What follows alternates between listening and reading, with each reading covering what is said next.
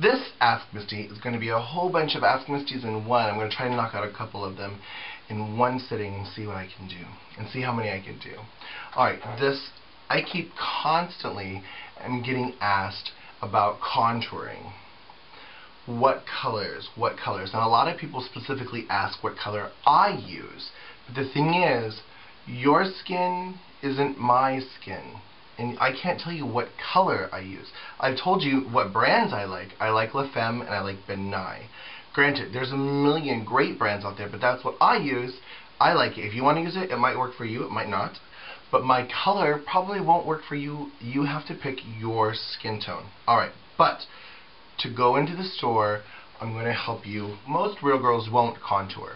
But if you're contouring a real girl and doing glamour makeup, you're going to want to keep it very close. If your foundation is number 27, you're going to want to do 2 shades darker and 2 shades lighter for the contour and highlight. Keep it very natural and then finely blended. For stage, you can go much darker and much lighter and then blend it. But me, I'm a white girl, so I go with tans. If you are more of an ebony person, you're going to want to go like a much darker and things for her. But for me, I'm more of a tan. So, the color I use to mix with my, and I already did a video of this, but I mix this color with fair, and this makes my loose powder to set my foundation. Alright, so this is the base. Granted, it's not this dark for my setting powder. The contour I use is a La Femme, and it's a tan color. Obviously, they're the same type of skin tone. Obviously, this is much darker. And I contour my temples and my nose and things with this. Now, if you're a white girl or a Latina girl, you're going to want to highlight with like banana-y or fair or pale colors. Contouring, you know, I can't tell you what color to use, but whatever color you use your foundation and powder, pick a contour that's the same, that matches, but darker. You know, see? Anyways. This next question is from someone who has a round face. They want to know how to contour a round face. Now, I think when you highlight and shadow and you contour your face, you want to corrective. You want to make it the way you want it. So, me, as a round, heavy person, I contour up, meaning up, not out. If you take your lines out, you're going to look wider. So I take my lines up. Okay? Now the same with your mouth. Some girls do this, but again, it just cuts your face in half and makes it wider. I go up and bring it up. Like this. I don't mind the round cheeks, but I take my thing very high and bring it very low to give the illusion of a skinnier face. Don't go straight across and straight out. It's just going to make your face look wider. Unless you've lost a ton of weight and your face is very skinny now, obviously you're going to want to make it look wider just so you don't look like a skeleton. But some very slender ladies love to take their lines straight out. And it looks good on them. Me, I'm a bigger person. I don't like it. This Ask Misty is from someone that I saw a YouTube video where someone took off their makeup really fast with like a cream. Basically, I've already done a face washing Misty Minute. My favorite techniques are dish soap or baby oil. That's the fastest.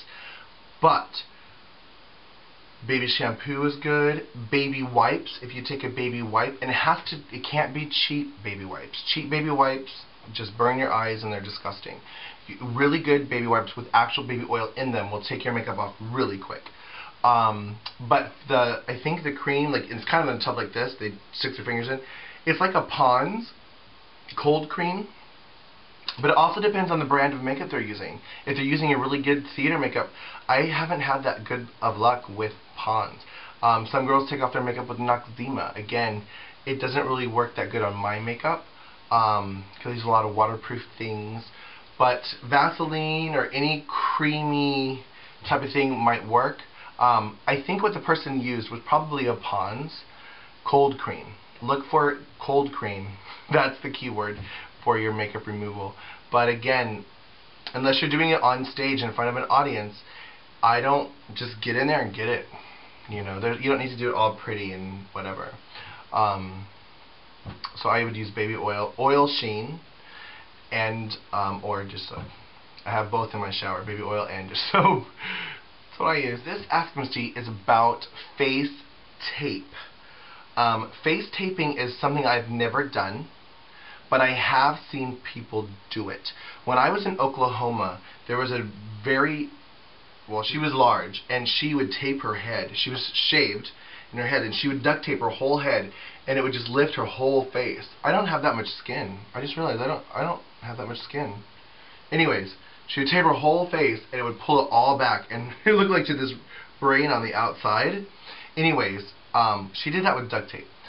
But the procedure that I think is most effective is going to get medical tape and putting a strip I just put a dot on my head. Putting a strip here and a strip here and pulling it, and then putting your wig on top of it. You're going to want to put like a wig cap on or a pantyhose on top of your head, and then tape it to the wig hose.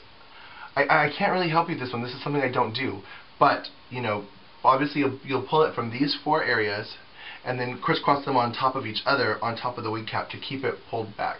Or tape your whole head like my friend in Tulsa used to do. Alright, this Ask Misty is from somebody that is HIV positive, and he's only 28 years old. And he can't find a boyfriend. He's tried the internet. He's tried going out. And for the last 6 years he's been single and doesn't know what to do. Alright, this is my advice for anyone that is single. It's okay to be single. You don't have to have a boyfriend.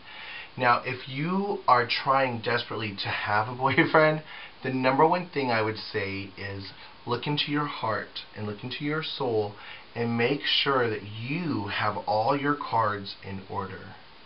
So basically I'm saying if you're depressed, I'm not saying you are, but if you are HIV positive and dealing with that, and you're depressed and you're miserable or an unhappy person, nobody wants to be around you. So start becoming fun, start becoming happy, start becoming free, and doing fun things. Now, I've done a video about this as well, but go out and have social functions. Go out and join a choir. Go out and join gay and lesbian soccer practice. Go join a card game. Get out of your house and do something with these people. Volunteer, help charities.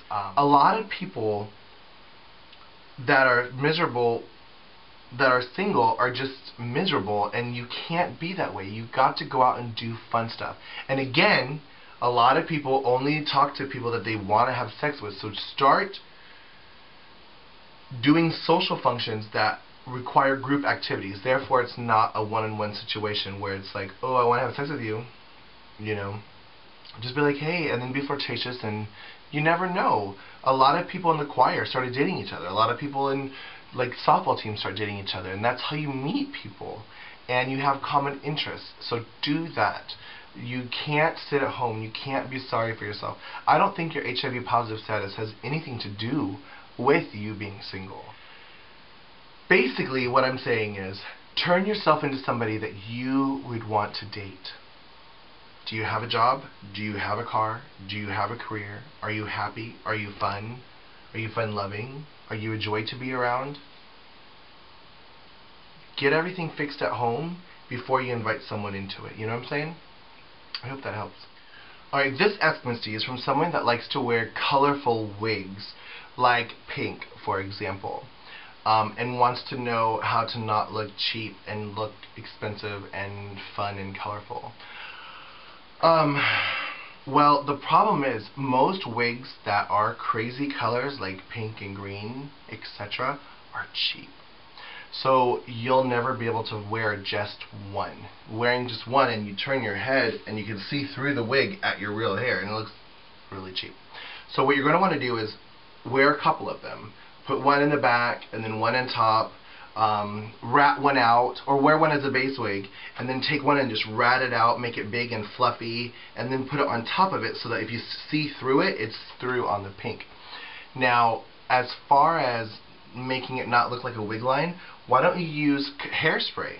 Like, attach it to your wig. If you have short hair, you could bond it to your head, and then use hairspray. You could either use pink hairspray or black hairspray. I use black hairspray with a lot of colored wigs. And I like it. It works for me anyway. Alright, this is from someone who is gay and has Christian parents who have been really strict on his sister because they don't want his sister to be like him, gay. And he doesn't know how to help his sister without telling her that her parents are wrong. Ugh. This is hard. It depends on how old your sister is, first of all.